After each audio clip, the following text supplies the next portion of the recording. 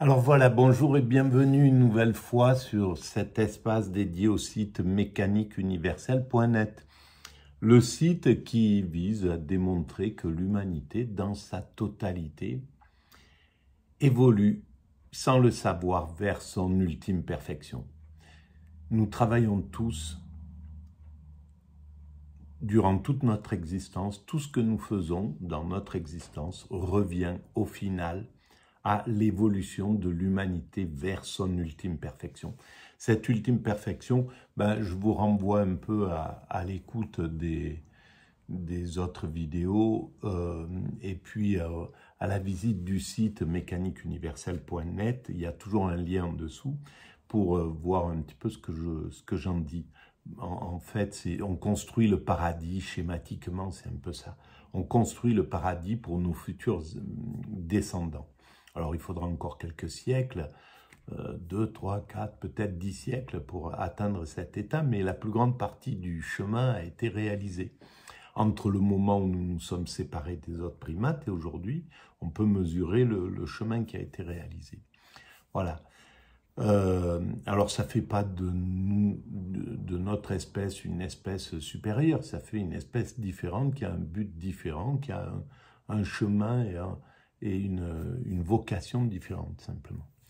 Alors, pour l'instant, on a fait cette évolution de façon inconsciente. Il serait, je pense que le temps arrive de cette prise de conscience, que l'humanité commence à s'interroger sur son chemin, sur son cheminement. Pourquoi où peut aller l'humanité? Voilà, cette interrogation, je pense que c'est le moment de cette prise de conscience. Tout indique que c'est qu'on va rentrer dans ce moment de prise de conscience.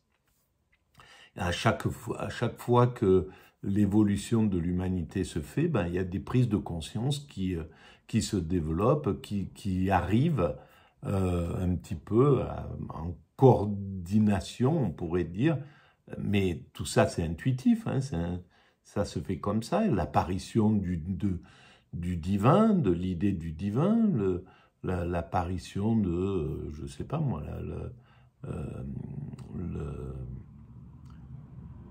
fait de domestiquer les animaux, certains animaux, le fait de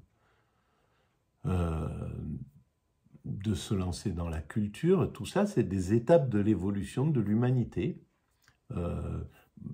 Socrate, c'est une étape de l'évolution de l'humanité. Aristote, c'est une étape de l'évolution de l'humanité, une prise de conscience. Le christianisme, c'est une étape de l'évolution de l'humanité. L'apparition de Bouddha ou de Moïse, c'est une étape de l'évolution de l'humanité, avec tout ce que ça comporte. Et bien là, maintenant, c'est le temps est venu de se demander pourquoi et quel est le sens de notre présence sur Terre. Est-ce qu'il y a du sens, etc., etc. C'est les scientifiques, bien entendu, qui peuvent uniquement éclairer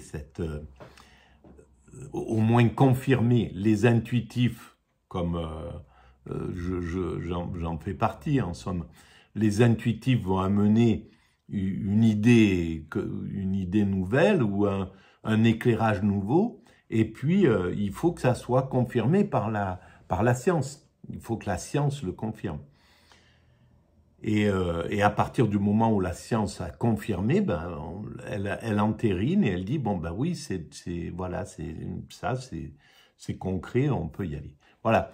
Alors, avant de débuter, là, je suis en train de travailler sur l'épisode 2 du Gai Savoir consacré à Nietzsche par l'émission Avec Philosophie de France Culture. Et donc, c'est l'épisode 2 qu'on va commencer à travailler. Et à partir de cette écoute, je digresse, je pars sur d'autres choses. Voilà. Je l'utilise un peu comme j'utilise ces audios ces podcasts comme une sorte d'outil pour pouvoir préciser toutes les implications de la théorie que je développe. Alors, donc, avant tout, vous pouvez, si vous pensez que ça a un peu d'intérêt universel, ce travail, vous pouvez mettre des pouces, vous pouvez vous abonner, c'est gratuit, vous pouvez envoyer le lien à vos amis, vous pouvez laisser des commentaires, tout ça augmente la visibilité du site, et allez visiter le site mécaniqueuniverselle.net sur lequel je développe toute cette théorie depuis maintenant 25 ans. Il est en ligne depuis 25 ans. Et maintenant, si vous voulez participer à aider la progression, le développement de la mécanique universelle, il y a un lien pour faire des dons, pour un don, et donc avec ce qu'on va faire avec ces dons pour développer justement la visibilité et puis d'autres choses avec ces dons. Voilà. Donc si vous voulez, vous pouvez sur la page d'index du site, vous avez un endroit pour faire des dons. Voilà. Donc je lance cette vidéo et cet audio et on y va. Bonjour Yanis Constantinides. Bonjour Géraldine. Vous êtes professeur d'humanité moderne à l'école Boulle des métiers d'art et du design et d'éthique appliquée à l'espace éthique Île-de-France. Vous êtes l'auteur de plusieurs ouvrages sur Nietzsche. Le dernier en date, je le cite, c'est Le nouveau culte du corps dans les pas de Nietzsche, disponible aux éditions Les Pérégrines. Qu'aurait pensé Nietzsche de Mathilda, dont on vient d'entendre un extrait du film, l'héroïne de Roald Dahl, cette petite fille géniale qui semble complètement échapper à son milieu et à sa famille, qui, pour le coup, passe son temps à regarder la télé. Alors, Mathilda, en plus... Alors, donc je découvre, pour la plupart, c'est des podcasts que j'écoute la nuit, souvent, donc dans un... Voilà, c'est pas une écoute très pointue, et donc j'avais pas entendu la première partie, et je savais pas qu'en fait l'intervenant, Yanis Constantinides, professeur de philosophie quand même, à l'école Boulle. Ça c'est étonnant. L'école Boulle, c'est une école de design un peu. Voilà, donc... eh bien, c'est intéressant. Et sa vision de Nietzsche et sa façon de le présenter, c'est tout simplement magnifique, pour le peu que j'ai entendu. Elle sort d'une transclasse, elle sort de sa classe naturelle. Mais je pense que Nietzsche aurait du mal avec cet exemple, parce que c'est un peu un miracle, Mathilda. Il n'y a pas de préparation. C'est le miracle de la non-détermination par le milieu. Voilà, ça fâcherait Pierre Bourdieu certainement, mais elle échappe complètement à la pression de son milieu alors qu'elle est toute jeune. Donc ça serait plus, je dirais, une sorte de génie à la manière... Bien sûr que là, il y a un petit pic envers Bourdieu. Je pense que Bourdieu était pas radical là-dessus, mais évidemment, c'est difficile d'échapper à son milieu dans la façon dont le système est constitué. Il avait raison, Bourdieu. C'est pas si facile que ça. L'ascenseur social, c'est pas une merveille, hein, parce que sinon, vraiment, il y aurait vraiment l'égalité des chances issues de tous les milieux pour arriver à la gestion du pays, pour devenir ministre, etc., etc. Il y aurait vraiment l'égalité des chances des meilleurs venus de tous les milieux. Et on sait que c'est compliqué, même s'il y a eu des moments où c'était vraiment... même à l'époque de Bourdieu, c'était quand même beaucoup plus juste. Et ça, l'ascenseur social fonctionnait bien mieux qu'il fonctionne aujourd'hui, depuis le néolibéralisme. Mais c'était pas radical comme pensée, c'était plutôt comme ça, mais évidemment, il y a plein de gens qui parviennent à s'échapper de leur milieu et d'un milieu même défavorisé et d'en faire quelque chose. Voilà, et maintenant, d'autant plus que nous avons des outils complètement incroyables. Au Moyen-Âge, quelqu'un comme moi, issu du très très bas prolétariat, Et encore, bon, à l'époque, il n'existait pas ce prolétariat, mais c'était, voilà, de la vie des plus pauvres, quoi. Ben, pour s'en échapper, je pense que c'était extrêmement difficile pour accéder à la culture. Et maintenant, ben voilà, avec en l'an 2000, on se rend compte que j'ai accès à tout sans avoir fait d'études. J'ai même pas le certificat d'études, mais j'ai accès à tout avec Wikipédia, les bibliothèques, etc. C'est inouï. Voilà, simplement, j'en fais pas quelque chose de parfaitement bien expliqué, mais c'est lié à autre chose, à l'oxygénation du cerveau qui se fait pas de façon tout le temps très bien. Et donc ça me donne des difficultés d'expression, comme là par exemple aujourd'hui. Il y a un Schopenhauer, c'est-à-dire sui generis, apparaissant de nulle part, que quelque chose qui serait le fruit de travail de génération, comme l'imagine Nietzsche dans sa théorie de l'héritage. Pourquoi Nietzsche tient-il autant à cette théorie de l'héritage et en quoi le gai savoir développe-t-il particulièrement cette thématique-là?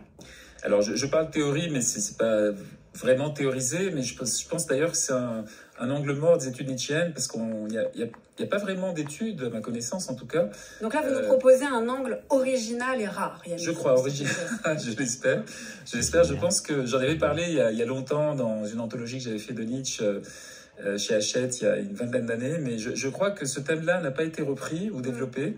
Alors, le peu que j'ai entendu, je pense qu'il a une lecture et une présentation de Nietzsche qui est magnifique, qui est vraiment incroyable, une vraie connaissance. À mon sens, il parcourt tel un fil rouge l'ensemble de l'œuvre de Nietzsche. Parce que Nietzsche part d'un questionnement dès 1873, est-ce que l'ennoblissement de l'homme est possible? Quelles sont les conditions d'un ennoblissement de l'humanité que Nietzsche juge déjà à l'époque un peu, on va pas dire décadente, le terme n'y est pas encore, mais un peu en déclin malgré tout. Les établissements d'enseignement qui ne forment plus de bons étudiants, déjà à l'époque. Alors, l'ennoblissement, ça c'est intéressant, parce que je découvre en même temps. Donc, est-ce qu'il y a la possibilité d'un progrès humain? Est-ce que l'humanité va dans le progrès? Nietzsche, là, n'est pas le seul à cette époque-là, 1880-90, à réfléchir à ça. Un petit peu avant, il y a eu Saint-Simon, Fourier, etc.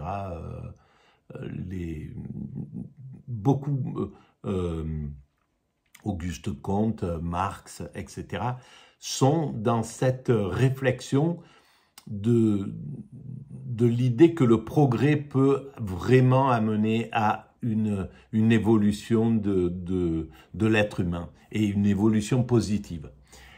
Après, au XXe siècle, après la Première Guerre mondiale, puis la Seconde, cette réflexion sur le progrès positif, il a été éteint. Elle a été plus ou moins éteinte. Pas complètement, parce que voilà, Sartre s'intéresse au communisme, donc à l'évolution de la société, etc., et de l'homme à l'intérieur de la société. Mais on sent qu'il y a eu une pesanteur là-dessus. Et maintenant, c'est peut-être le temps de repartir dans cette réflexion-là.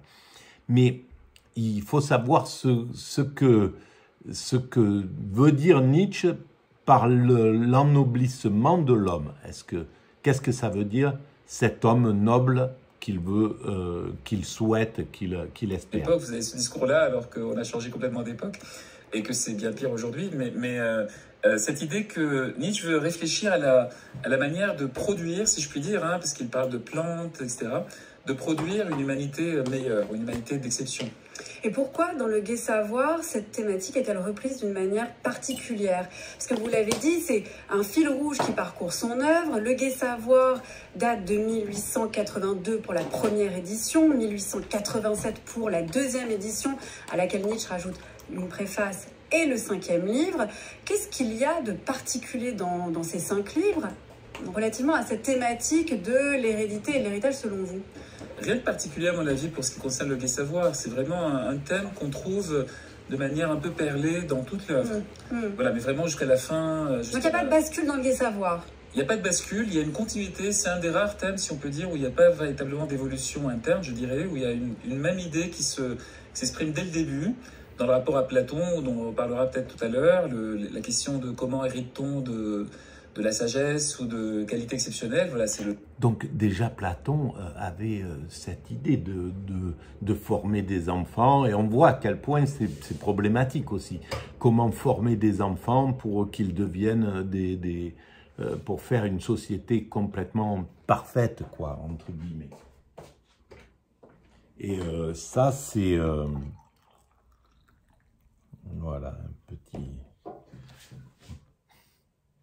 La grande question de Platon que Nietzsche reprend, jusqu'à la fin, où dans Ecce Homo, il lui-même, traçant son cheminement intellectuel, explique comment il est devenu, voilà, le fameux thème, comment il est devenu ce qu'il était déjà.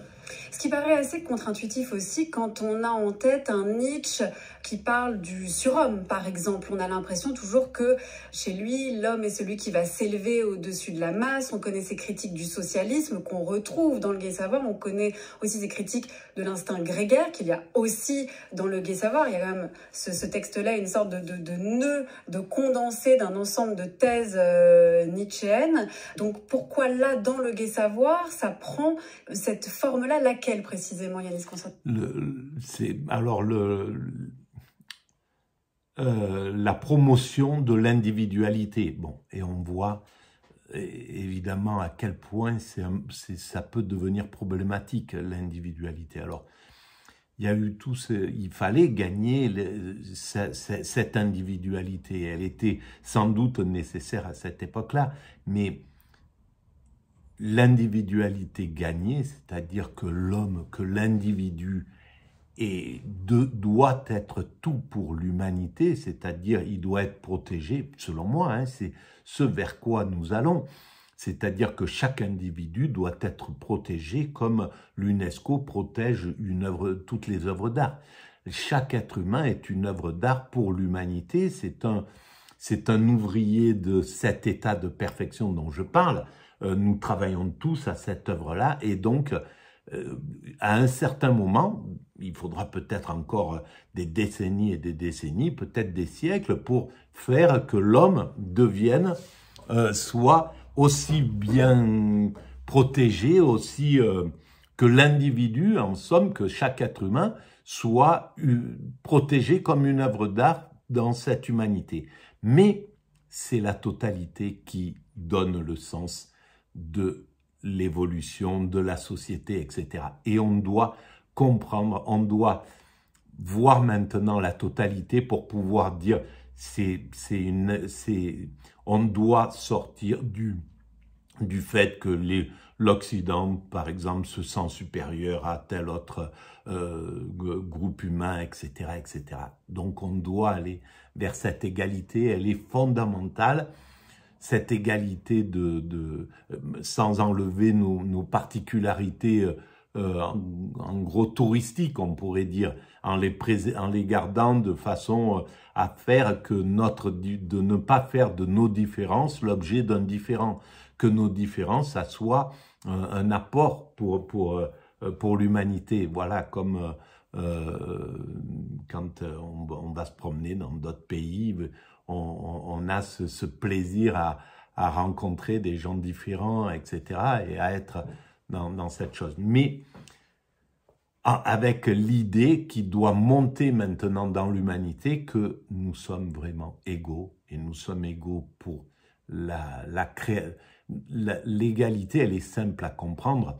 Si on construit cet état de perfection pour nos futurs descendants et qu'on y travaille tous, comme je le démontre sur la mécanique universelle, autant celui qui va être, qu'on va appeler un délinquant, que celui qui va créer les lois, ils travaillent tous les deux à faire évoluer le code pénal. Bon, on peut vraiment démontrer l'égalité entre êtres humains, qu'on est fondamentalement égal et c'est ce que je fais d'ailleurs à travers la mécanique universelle. Donc cette égalité de fond, cette égalité ontologique, il est fondamental qu'elle irrigue maintenant l'humanité. Le Gai Savoir fait partie des œuvres intermédiaires, comme vous avez dû le dire déjà hier, des œuvres intermédiaires de Nietzsche avant l'époque de la maturité, et si on peut aller rapidement à ça, Par-delà bien et mal, Généalogie de la morale, etc. Effectivement, le 5e livre et la préface du Gai Savoir sont déjà de l'époque de la maturité. Nietzsche reprend ces livres et les réinterprète à sa manière, qui est une manière aussi d'exprimer cet héritage-là, c'est-à-dire que Nietzsche sans cesse revient sur son parcours, bien avant Ecce Homo, la série de préfaces qu'il fait en 1886, c'est une manière de repenser son parcours, de voir ce qui était encore incoatif, inconscient pour lui à l'époque et qui se révèle désormais à lui. Voilà, une sorte de maturation, on parlera peut-être de cette notion de maturation, de digestion qui conduit à une plus grande conscience de son héritage. Mais pour vous répondre directement, moi je pense que la différence avec l'instinct grégaire, avec les gens conformistes ou dépendants du passé passivement, c'est justement cette question de l'héritage actif ou passif. L'héritage passif, c'est le chameau, par exemple, de Zarathustra, un peu plus tard, après le Gai Savoir. Le chameau qui porte le poids du passé sans protester, sans rechigner, parce qu'il a toujours été habitué à faire ça. Donc, il y a une sorte de continuité du passé. On commence par être vieux, on est vieux, comme le sujet assez Nietzsche. Et puis, petit à petit, on se délaisse de ce poids du passé. Alors, c'est le lion qui, lui, est trop brutal, qui se débarrasse de ce poids. Qui détruit tout. Qui détruit tout, donc qui détruit aussi cet héritage-là. Et puis à l'enfance, c'est-à-dire la spontanéité, l'innocence, ou la seconde innocence, comme dirait la Généalogie de la morale, c'est à la fin. C'est l'enfant qui rit, l'enfant qui finalement a digéré le passé. Et pour répondre sur le surhumain, ou le surhomme, le surhumain... Oui, pourquoi on a cette idée-là de Alors, l'homme... ça c'est génial, c'est vrai que cette vision, l'œuvre de Nietzsche est d'une solidité implacable en réalité. Elle est très très structurée. Et alors voilà, après il y a des choses où on peut être en désaccord, ça c'est clair. Mais cette vision, par exemple, là, le fait que il y a une tradition, ce poids de la tradition, il a été très très lourd, mais c'est ce qui a structuré complètement l'humanité. Et la seule chose, c'est qu'on ne doit pas critiquer de façon négative, parce que si l'humanité devait pendant des millénaires, des dizaines de millénaires, se structurer comme ça et préserver c'est des choses traditionnelles, des valeurs, des morales, des éthiques, etc., etc., c'était nécessaire. Le chameau qui porte le poids de l'humanité, ça a été une grande partie de nos frères humains qui ont construit l'humanité dans laquelle nous sommes. Sans eux, nous sommes rien. C'est vraiment nos frères. Il faut les aimer, les remercier, parce que ils ont fait ce que nous sommes. Et nous sommes en train de faire ce que nos descendants arrivent, etc., etc., jusqu'à atteindre cet état de perfection. Mais nos prédécesseurs, comme nous-mêmes, comme les prochains, travaillent de la même manière à cet état de perfectionnement, et toujours en étant inconscient, sans le savoir. Et donc, ces chameaux qui ont porté le poids de l'humanité, de tout ce qui a été fait par ses prédécesseurs, c'est inouï, c'est d'une beauté magique. Ils se sont répandus sur toute la planète, ils sont nos grands-parents, en gros, ils sont allés s'adapter à tous les environnements. Les Inuits aujourd'hui, voilà, les aborigènes, les Indiens en Amazonie, ceux qui sont allés s'installer dans les cités lacustres, ceux qui ont compris tout le désert, les déserts, etc. Bon, c'est inouï ce genre de choses qui a été fait par l'humanité. Ceux qui ont découvert toutes les médecines, ceux qui ont... Enfin, voilà, on est le fruit de ces parents, quoi, hein. Et donc, le chameau, oui, il était là. Celui qui devait casser donc tout ce rythme-là, qui devait s'opposer, Nietzsche en fait partie, qui devait dire, bon, cette tradition-là, elle est trop pesante, c'est plus possible, etc. Il n'est pas le seul, hein, je pense que la plupart des philosophes sont arrivés, c'est des révolutionnaires, quoi qu'il arrive, hein, que ça soit... Spinoza qui vient dire Dieu c'est tout, c'est la nature, etc. Bon, Galilée qui vient, c'est nécessaire, donc le lion, il est fondamental, et on est dans la période du lion, on pourrait dire, encore. Et on construit le nid pour pour cet enfant, pour cet enfant naïf parce que c'est ça la perfection vers laquelle nous allons. C'est celui qui n'a plus besoin d'avoir peur, qui peut être un petit enfant fragile, enfin, plein de joie, plein de découvertes, plein de bonheur et de simplicité et de naïveté. C'est ce qu'on construit. Mais il faut que l'humanité soit finalisée pour pouvoir vivre dans un monde comme ça. Aujourd'hui, on ne peut pas être comme ça. C'est compliqué. L'homme est un loup pour l'homme encore, certains. Et donc, l'homme représente un danger. On n'a pas encore réglé ses pathologies, réglé ses comportements, réglé, etc. Il y a beaucoup de choses qu'on doit faire, qu'on doit encore faire évoluer pour atteindre cette naïveté et cette joie de l'enfant. Mais l'idée, elle est grandiose.